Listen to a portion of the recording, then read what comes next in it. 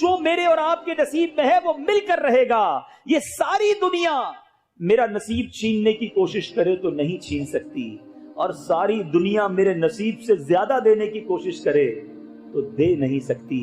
اللہ کرے یہ توکل ہم سب کے جناب بہم و گمان میں ایسا راسخ ہو جائے، اتنا مضبوط ہو جائے، پھر دیکھیں زندگی کتنی آسان ہو جاتی ہے. پرابلم یہ ہے ہمیں اللہ پر بھروسہ نہیں رہا، ہمیں دنیا پر بھروسہ ہے، ہمیں مال پر بھروسہ ہے، ہمیں اسباب پر بھروسہ ہے. لوگ کہتے جناب پیسے ہونے چاہیے، پیسے ہوں گے تو علاج ہو جائے گا، پیسے ہوں گے تو مسئلے حل ہو جائیں گے. ارے تعلقات ہونے چاہیے، جب کوئی پرابلم ہوگی تعلقات کام آئیں گے. ہم اسباب پر نظر رکھنے لگے، اللہ پر بھروسہ ختم ہو گیا. میں آپ سے سوال کرتا ہوں، آپ کے پاس کروڑوں روپے ہیں، اللہ نہ کرے کوئی بیماری لگ جائے، دنیا کا بیسٹ ہاسپٹل آپ ہائر کر لیں اور اس کا بیسٹ ڈاکٹر آپ کا علاج کرے، اگر اللہ نے شفا نہیں دینی تو شفا نہیں ملنی. ایک روپیہ جیب میں نہ ہو، بڑی سے بڑی بیماری ہو، علاج کرانے کے پیسے نہ ہو، اور بندہ رات درود پڑھتا سو جائے، اللہ نے شفا دینی ہے، صبح بغیر دوائی کے شفا یاب فرما دے گا. بھروسہ رب پر کرو جو کائنات کا مالک ہے، جو خالق کے اسباب ہے. ہم سمجھتے پیسے ہوں گے تو مدینے جائیں گے. کئی لوگ کہتے ہیں یار پیسے نہیں ہیں تو حج پر نہیں جا سکا. بھول ہے ان کی. ہم نے کروڑوں پتی بہت سارے دیکھے، ساری دنیا دیکھی، مدینہ نہیں دیکھا. اور ہم نے ایسے غریب بھی دیکھے جن کے پاس گھر نہیں ہے اور کئی بار مدینہ دیکھ لیا.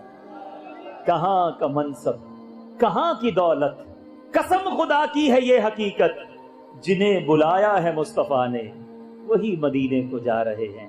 تو اے میرے میٹھے اسلامی بھائیوں، اسباب پر نہیں، خالق کی اسباب پر بھروسہ ہونا چاہیے. ایک بار ایک شخص بارگاہ رسالت میں حاضر ہوا، عرض کی حضور میرے ساتھ اونٹ ہے، میں اس کو باندھوں یا اللہ پر بھروسہ کروں؟ آقا علیہ الصلوۃ والسلام نے فرمایا باندھ لو، مگر بھروسہ رب پر ہی کرنا ہے. ہم سمجھتے میں نے تالا لگایا تو دکان سیف رہے گی، دکان کھولی تو کاروبار ہوگا. نہیں، دکان کھولنا سبب تھا، رزق دینے والی ذات رب کی ذات ہے. دکان پر تالا لگانا سبب ہے، حفاظت کرنے والی ذات رب کائنات کی ذات ہے. اپنے رب پر بھروسہ کرنا سیکھ جاؤ، آپ کی مشکلیں حل ہو جائیں گی. میں قرآن پاک کی وہ آیت پیش کرنے جا رہا ہوں جو بہت سارے کانسیپٹس کو کلیئر بھی کرے گی، ہماری پریشانیاں بھی انشاءاللہ دور ہوں گی. بعض اوقات ہم سمجھتے ہیں کہ یار بات تو ٹھیک ہے لیکن اتنا سارا قرضہ ہو گیا ہے، ساری زندگی نوکری کرتا رہوں پھر بھی شاید یہ قرضہ نہیں اترے گا، اتنی بڑی مصیبت آ گئی ہے، یہ حل کیسے ہوگی؟ میٹھے اسلامی بھائیوں، مصیبت میرے اور آپ کے لیے بڑی ہے نا، اللہ کے لیے تو نہیں ہے. مجھے لگ رہا ہے بڑا پہاڑ ہے، بڑی مصیبت ہے، یہ حل ہی نہیں ہو سکتا، میں اس بھنور سے، میں اس مشکل سے کیسے نکلوں گا؟ اے میرے بیچے اسلامی بھائیوں، ایک بار اللہ کو پکار کے دیکھو، ایک بار اپنے رب سے دوستی کر کے دیکھو، ایک بار اس کی بارگاہ میں سر جھکا کر دیکھو. مسئلہ یہ ہے ہمیں سب پر بھروسہ ہے، ہمیں اپنے رب پر بھروسہ نہیں. اللہ قرآن میں کیا وعدہ فرما رہا ہے ذرا سنیے گا. رب عز و جل ارشاد فرماتا ہے وَمَن يَتَّقِ اللَّهَ يَجْعَلْ لَهُ مَخْرَجًا. اللہ فرماتا ہے جو اللہ سے ڈرے اللہ تعالیٰ اس کے لیے نجات کی راہ نکال دے گا، راستہ نکلے گا. اور آگے فرمایا وَيَرْزُقْهُ مِنْ حَيْثُ لَا يَحْتَسِبُ. اللہ ادھر سے روزی دے گا جدھر سے تمہارا گمان بھی نہیں جاتا، گمان بھی نہیں ہوگا، ادھر سے روزی ملنا شروع ہو جائے گی. اور یہ کئی بزرگ بیٹھے ان سے پوچھئے، ایسا ہوا ہے زندگی میں کہ کئی بار ایسے پھنسے کاروبار میں، ایسا چکر چلا کہ لگا سب چلا جائے گا، گھر بھی چلا جائے گا، گاڑی بھی چلی جائے گی، بزنس سب چلا جائے گا، لیکن پھر ایسا چکر گھومتا ہے، ایسی غیبی مدد آتی ہے کہ سارے کام سدھرنا شروع ہو جاتے. کیسے ہوا؟ میری عقل تو کہتی تھی نہیں ہو سکے گا. وَيَرْزُقْهُ مِنْ حَيْثُ لَا يَحْتَسِبُ. اللہ ادھر سے روزی دے گا جدھر تمہارا گمان بھی نہیں جاتا. آگے فرمائے وَمَن يَتَوَكَّلْ عَلَى اللَّهِ فَهُوَ حَسْبُهُ. جو اللہ پر بھروسہ کرے اللہ اس کے لیے کافی ہے. اے میرے بیچے اسلامی بھائی، خدا را ہم سب آج ایک ذہن لے کر جائیں، کچھ بھی ہو جائے مجھے حرام نہیں کمانا، مجھے اللہ کو ناراض نہیں کرنا، مجھے رب کو راضی کرنا ہے، وہ انشاءاللہ میرے سارے کام سدھار دے گا. وہ خالق کے کائنات ہے. ان اللہ علی کل شیء قدیر. وہ ہر چاہے پر قدرت رکھتا ہے. لیکن ہم اللہ پر بھروسہ کرنا سیکھ جائیں. آپ یقین کریں جس دن آپ کی میری کیفیت یہ بن گئی نا، اس دن آپ اپنی آنکھوں سے دیکھیں گے، قدرت کا نظارہ دیکھیں گے کہ آپ کے مسائل کیسے حل ہو رہے ہیں.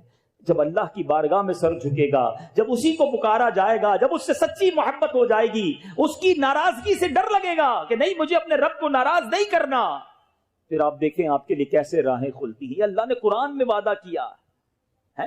پیارے آقا علیہ الصلوۃ والسلام فرماتے ہیں تم ایسا، حدیث پاک کا مضمون ہے، تم اللہ پر بھروسہ کرو جیسا بھروسہ کرنے کا حق ہے، تو وہ رب کریم تمہیں ایسے روزی دے گا جیسے پرندوں کو رزق عطا فرماتا ہے. سارے پرندے صبح خالی پیٹ جاتے ہیں، شام آتے ہیں تو سب کو چارہ مل چکا ہوتا ہے.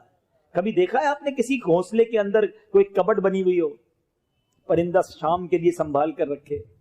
کسی پرندے، کسی جانور کو آپ نے نہیں دیکھا ہوگا کہ دوپہر کھائے تو رات کی فکر کرے. اسے پتا ہے جس رب نے دوپہر کو کھلایا ہے وہی رات کو بھی کھلائے گا.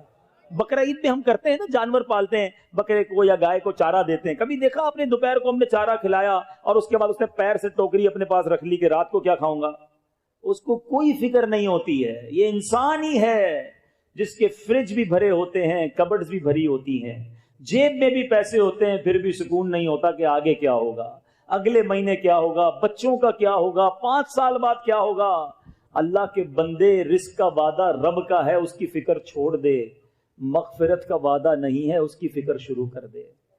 گارنٹی نہیں ہے ہم میں سے کون بخشا جائے گا، مگر اس کی کسی کو فکر نہیں.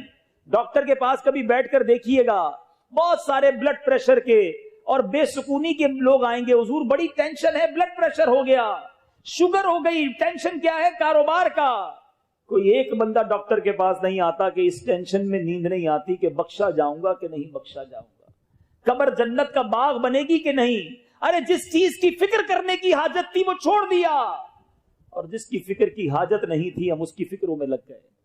توکل کیجئے، بھروسہ کیجئے. ہو جاؤں. ایک بار امام اہل سنت مولانا شاہ امام احمد رضا خان علیہ رحمت الرحمان سے ایک سوال ہوا کہ حضور یہ بتائیے کہ جو یہ لکھا ہے، مشہور بات ہے، دانے دانے پہ لکھا ہے کھانے والے کا نام، کیا یہ سچی بات ہے؟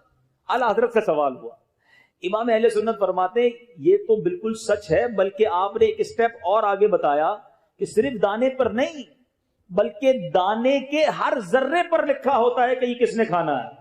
فرماتے ہیں بنگلہ دیش کے لوگ جو بنگالی ہوتے ہیں وہ چاول بہت شوق سے کھاتے ہیں. اعلیٰ حضرت نے فرمایا ایک بنگالی تاجر تھا، وہ چاول کھاتا تھا. اس نے ایک بار چاول کھایا، اسے چھینک آئی، ایک چاول کا دانہ اس کے دماغ میں جا کر پھنس گیا. اس نے بڑا علاج کرایا کہ کسی طرح وہ دانہ نکل جائے، بڑی کوشش کی، کسی صورت وہ دانہ نہیں نکلا. چاول کا دانہ ساتھ ہی چپک گیا ایک طرح سے. اب اس نے سوچ لیا اب یہ زندگی میں ساتھ ہی رہے گا، چلو بھائی ٹھیک ہے. کچھ سالوں کے بعد وہ بنگالی تاجر مکہ مکرمہ پہنچا. کعبہ شریف کے جب سامنے پہنچا اسے ایک زوردار چھینک آئی. جیسے ہی چھینک آئی وہی دانہ نکل کر کعبے کے فرش پر، مطاف پر گرا. اعلیٰ حضرت لکھتے ہیں ایک کبوتر آیا، آ کر وہ دانہ اٹھا کر لے گیا. فرماتے ہیں اس دانے پر اس کبوتر کا نام لکھا تھا. عرصے تک اسے سنبھالنا پڑا. وہاں پہنچا جس کے لیے جس کا نام لکھا تھا، اور وہ دانہ اس نے کھا لیا. ہمارے ساتھ بھی ہوتا ہے، ہم نکلتے کہیں اور کھانا کھانے ہیں، اچانک کہیں رکتے ہیں اور کسی اور کے گھر پہ بیٹھ کر کھانا کھا لیتے ہیں. پھر خیال آتا ہے کہ یار میرے نوالے یہاں لکھے تھے. کسی کے گھر پہ جانے کا پلان ہی نہیں ہوتا، راستے میں جناب وہاں چلے جاتے ہیں، ادھر چائے پی لیتے ہیں. کیسے پی لیتے ہیں؟ آپ کا نام ادھر لکھا تھا، آپ کی سانسیں وہاں لکھی تھی. یہ یقین کامل کر لو کہ جو میرے نصیب میں ہے وہ مجھے مل کر رہے گا. اللہ پر بھروسہ کر لو، پھر دیکھو انشاءاللہ غیب کے خزانوں سے وہ کیسے عطا